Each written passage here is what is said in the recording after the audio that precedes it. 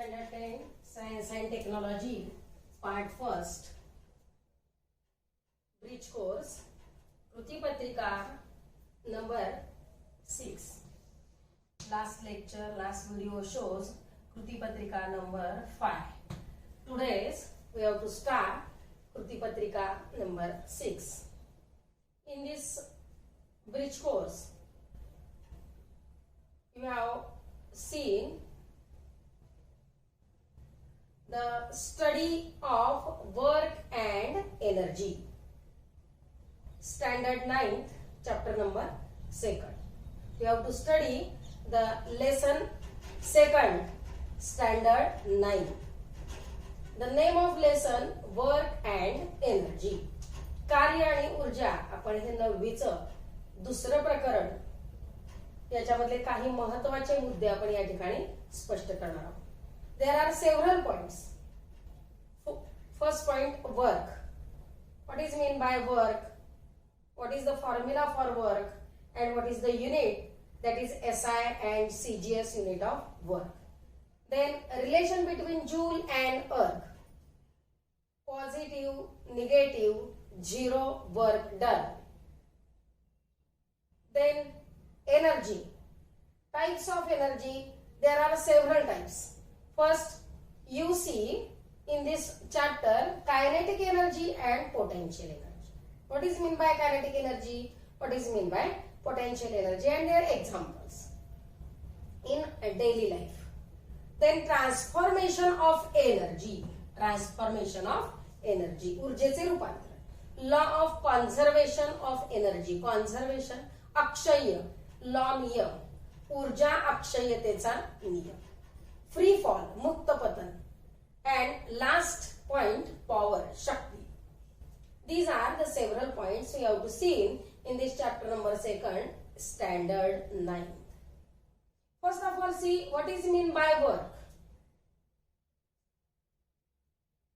Work is said to be done when a force applied on an object causes displacement of the object.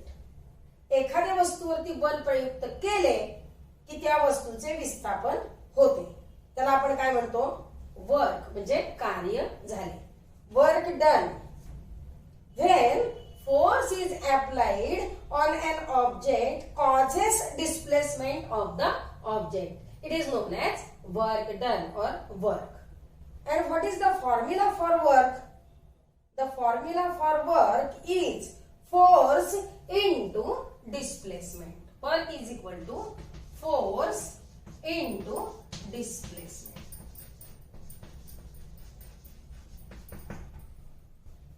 What is the unit of work? In SI system, the unit of work is joule. And in CGS system, the unit of work is erg.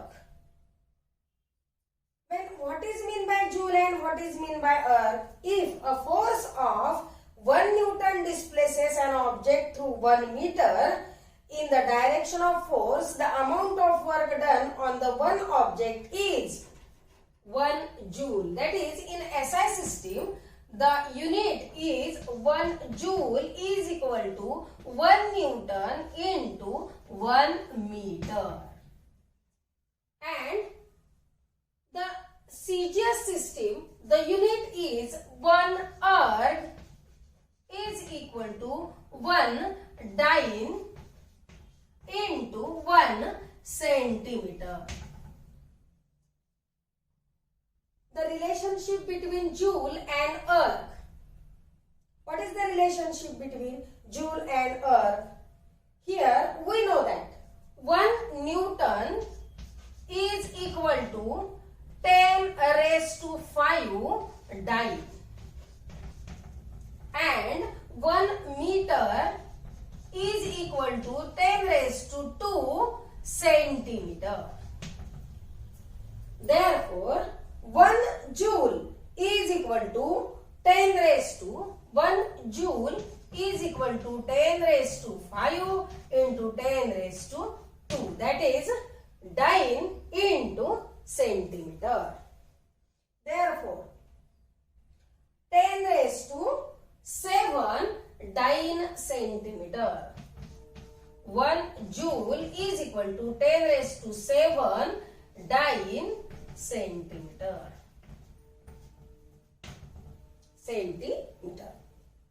Then 1 joule is equal to 10 raised to 7 erg.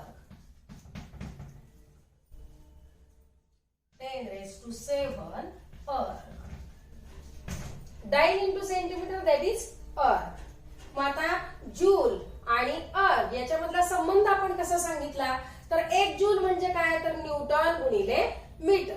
पण 1 Newton म्हणजे किती, 10⁵ घात dine. 1 metre म्हणजे किती, 10⁻² घात centimetre. जर आपण या किमती ठेवल्या तर 1 जूल बरोबर 10⁷ घात अर्ग. आणि हाच आपल्याला संबंध या ठिकाणी सांगायचा आहे. बरोबर आहे. रिलेशन बिटवीन जूल अँड अर्ग. This is the relation. 1 joule is equal to 10 raised to 7 erg. Then next point, positive, negative and zero work. What is mean by positive work? When the force and displacement are in the same direction, the work done by the force is positive. ज्या वेळेला बल आणि विस्थापन एकाच दिशेने असते त्यावेळेला धन कार्य झाले, positive work done is shown, त्यावेळेला धन कार्य झाले असे आपण म्हणतो. मग त्यावेळेला थीटाची किंमत किती असेल, theta is equal to 0 degree. Here negative work. when force and displacement are in opposite direction. When force and displacement are in opposite direction, then the work done by the force is negative. ज्या वेळेला बल आणि विस्थापन या दोन्हीही क्रिया परस्पर विरुद्ध असतील त्यावेळेला ऋण कार्य झाले असं आपण म्हणतो. and then the value of theta is equal to 180 degree. Here negative work done shows value of theta 180 degree. Then last, zero work done. When the applied force does not causes any displacement or when the force and displacement are in a perpendicular to each other. ज्या वेळेला आपण बघतो एखाद्या उदाहरणामध्ये बल लावले असता विस्थापन होत नाही किंवा बल आणि विस्थापन या दोन्ही एकमेकांना लंबरूप असतात त्यावेळेला बलाने केलेले कार्य, the work done by the force is 0. Here the value of theta is 90 degree because force and displacement are perpendicular to each other. And it is known as positive work, negative work and zero work and their values of theta. Then next point, energy. Energy, types of energy. There are two types of energy here, kinetic energy and potential energy. गतिज ऊर्जा आणि स्थितिज ऊर्जा. There are many types of energies. तुम्हाला माहिती आहे अनेक प्रकार आपल्याला ऊर्जेचे पाहायला मिळतात. अनेक प्रकार. कोणकोणते प्रकार आहेत तर तुम्हाला सांगता येईल मेकॅनिकल एनर्जी असेल, बरोबर आहे, इलेक्ट्रिकल एनर्जी असेल, त्याच्यानंतर तुम्हाला लाईट एनर्जी असेल, केमिकल एनर्जी असेल, साऊंड एनर्जी असेल, हीट एनर्जी असेल, बरोबर आहे. त्याच्यानंतर आणखी सांगता येईल तुम्हाला काय म्हणूयात आपण सोलर एनर्जी असेल. अशा अनेक प्रकार आहेत. पैकी आपल्याला कोणते दोन प्रकार या ठिकाणी पाहिजेत, कायनेटिक एनर्जी आणि potential energy. Here a fast cricket ball strikes the stumps. This is the one of the example. Regular you know this example. बरोबर आहे. ज्या वेळेला आपण एखादा चेंडू मारताना फळीने किंवा वेगवान चेंडू स्टंप वरती आदळला तर आपण बघतो, बरोबर आहे ना. मग त्यावेळेला आपल्याला त्याची व्याख्या काय करता येईल बघा. काय व्याख्या सांगता येईल, the energy which an object has because of its motion is called its kinetic energy. काय सांगता येईल, पदार्थाच्या गतिमान अवस्थेमुळे त्या पदार्थास प्राप्त झालेली ऊर्जा त्याला काय म्हणलेलं आहे, गतिज ऊर्जा. आता आपण व्याख्या काय सांगितली, the energy which an object has because of its motion is called its kinetic energy. Kinetic energy हे आपण पाहिलं आहे. पुढं कायनेटिक एनर्जीचं आणखी उदाहरण तुम्हाला सांगितलं तरी चालेल बघा, अगदी साधं आणि सोपं आहे. The striker hits a coin on the carrom board. तुम्ही कॅरम खेळताना बघता एकमेकावरती सोंगट्या आदळल्या जातात, बरोबर आहे ना. त्याच्यामध्ये काय आहे तर गतिज ऊर्जा त्या सोंगट्यांमध्ये तुम्हाला दिसून येते. The next point potential energy, स्थितीज ऊर्जा. काय सांगता येईल स्थितीज ऊर्जाबद्दल आपल्याला बघा. उदाहरण जर घ्यायचं झालं तर पहिल्यांदा आपण काय घेऊया, an arrow is released from the stretched bow. तुम्हाला धनुष्य बाण माहितीये, ताणलेल्या धनुष्यातून जर बाण सोडला तर त्यावेळेसची जी पोझिशन आहे ती, बरोबर आहे. ते तुम्हाला हेही माहितीये, the compressed spring is released. ताणलेल्या अवस्थेतली जर स्प्रिंग तुम्ही सोडली तर तुम्हाला काय दिसतं, स्थितीज ऊर्जेचं रूपांतरण नंतर गतिज ऊर्जेमध्ये झालेलं आहे, बरोबर आहे. मग या उदाहरणावरून आपल्याला व्याख्या काय करता येईल, potential energy. What is the definition, the energy stored in an object because of its specific state और position is called potential energy. पदार्थाच्या विशिष्ट स्थितीमुळं किंवा तिच्या स्थानामुळं त्यामध्ये जी ऊर्जा सामावलेली असते तिला स्थितीज ऊर्जा असे म्हणतात. हे आपण काय बघतोय, potential energy. Hold a chalk at the height of 5 centimeter from the floor and release it. एक खडू जमिनीपासून साधारण 5 सेंटीमीटर सेमी उंचीपर्यंत धरा आणि सोडून द्या, बरोबर आहे ना. ह्याच्यामध्ये सुद्धा तुम्हाला लक्षात येईल की खडू तुम्ही हातामध्ये धरलाय त्यावेळेला कोणती ऊर्जा आहे, सोडल्यानंतर तिचं रूपांतरण कोणत्या ऊर्जेमध्ये होतं हे याच्यावरून तुमच्या लक्षात येईल. Next point, transformation of energy. Transformation of energy, transformation रूपांतरण, ऊर्जेचे रूपांतरण. शेजारी तुम्हाला आकृती दिसते, या आकृतीकडे जर नीट निरीक्षण करून बघितलं तर तुमच्या लक्षात येईल बघा, अनेक प्रकारच्या ऊर्जेची तुम्हाला नावं दिलेली आहेत. मात्र ती आकृतीमध्ये बारकाईने निरीक्षण केलं तर प्रत्येक नावाच्या मध्ये 2-2 बाण तुम्हाला विरुद्ध टोक असलेले दिसून येतात. याच्यावरनं काय लक्षात येत आहे, transformation of energy. Energy can be transformed from one type to another type. For example, exploding firecracker convert the chemical energy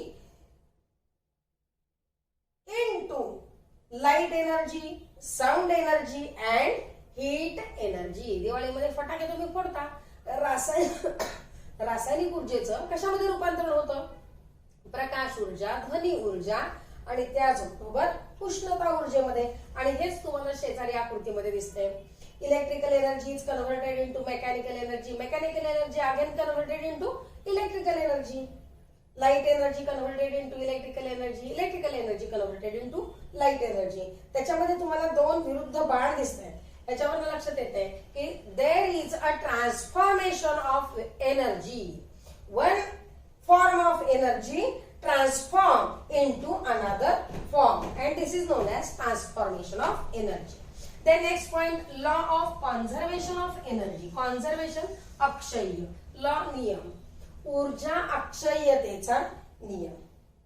काय सांगता येईल, energy can neither created nor destroyed. Then it can be converted into one form into another form. Thus, the total amount of energy in the universe remains constant. ऊर्जा निर्माण करता येत नाही, ऊर्जा नष्टही करता येत नाही. एका प्रकारच्या ऊर्जेचं दुसऱ्या प्रकारच्या ऊर्जेमध्ये रूपांतरण करता येतं. मगाशी आपण चार्ट मध्ये बघितलेले, तो तुम्हाला चार्ट समोर दिसतो. आणि आणखी पुढे सांगता येईल तुम्हाला, विश्वातील एकूण ऊर्जा सदैव अक्षय्य राहते. म्हणून याला काय म्हणलेले law of conservation of energy. In universe the total amount of energy remains constant. विश्वामध्ये जी आहे ऊर्जा ती सदैव अक्षय राहते, म्हणूनच याला म्हणलेलं आहे law of conservation of energy. Next point, free fall. What is mean by free fall? If we release an object from a height, it gets pulled towards the earth because of the gravitational force. तुम्हाला माहिती आहे एखादी वस्तू साधारण उंचीवरनं जरी खाली पडली किंवा अगदी खूप उंचीवरनं जरी खाली पडली तरी ती कशामुळे येते खाली? गुरुत्वाकर्षण बलामुळे. An object falling solely under the influence of gravitational force is said to be free fall. This object falling freely. जर एखादी वस्तू फक्त गुरुत्वाकर्षण बलामुळेच खाली येत असेल, खाली पृथ्वीवरती पडत असेल, जमिनीवरती पडत असेल, तर त्याला त्यावेळेला काय म्हणलेलं आहे? फ्री फॉल, मुक्त पतन. कोणत्याही इतर बलाचा यामध्ये समावेश नाही, फक्त गुरुत्वीय बल. हे मात्र यामध्ये इथं महत्वाचं आहे.